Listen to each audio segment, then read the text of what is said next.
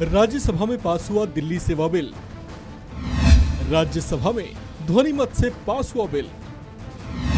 केजरीवाल सरकार को लगा जोरदार झटका। दिल्ली सेवा बिल लोकसभा के बाद राज्यसभा में भी पास हो गया है।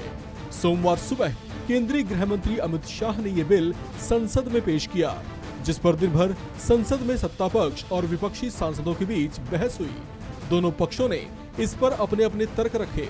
हालांकि इस बिल पर पूरे दिन चली खींचतान के बाद आखिरकार ये बिल पास हो ही गया।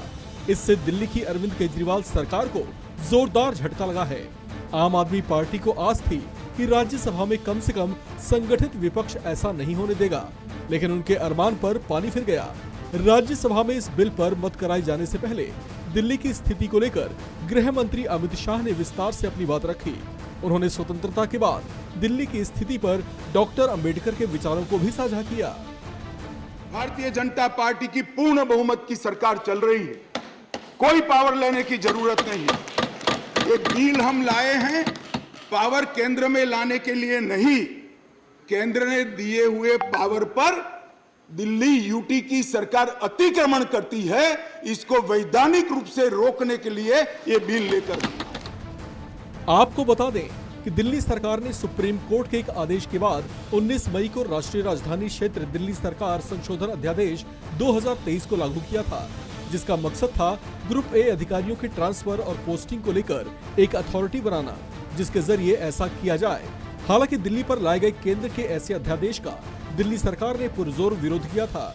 दिल्ली की आप सरकार ने इसे सुप्रीम कोर्ट के फैसले के साथ धोखा बताया था। आपको बता दें कि दिल्ली सरकार और दिल्ली के उपराज्यपाल के बीच शक्तियों को लेकर एक मामले पर फैसला सुनाते हुए सुप्रीम कोर्ट ने दिल्ली में पुलिस, सार्वजनिक व्यवस्था और भूमि को छोड़कर सेवाओं का नियंत्रण चुनी गई दिल्ली सरकार को सौंपने का आदेश दिया था। उस आदेश के बाद ही केंद्र ऐसा अध्यादेश लाया था, जिस पर विवाद पनपा। आपको बता दें कि केंद्र की ओर से जो अध्यादेश लाया गया था वो राष्ट्रीय राजधानी दिल्ली के साथ साथ लक्षद्वीप, अंडमान और निकोबार, दमन और दीव, दादरा और नगर हवेली में तैनात ग्रुप ए के अधिकारियों के तबादलों और उन पर किसी तरह के डिसिप्लिनरी एक्शन के लिए राष्ट्रीय राजधानी सिविल सेवा प्राधिकरण की स्थापना का प्रावधान किया गया था, जिसका विरोध दिल्ली की आप सरकार कर रही थी।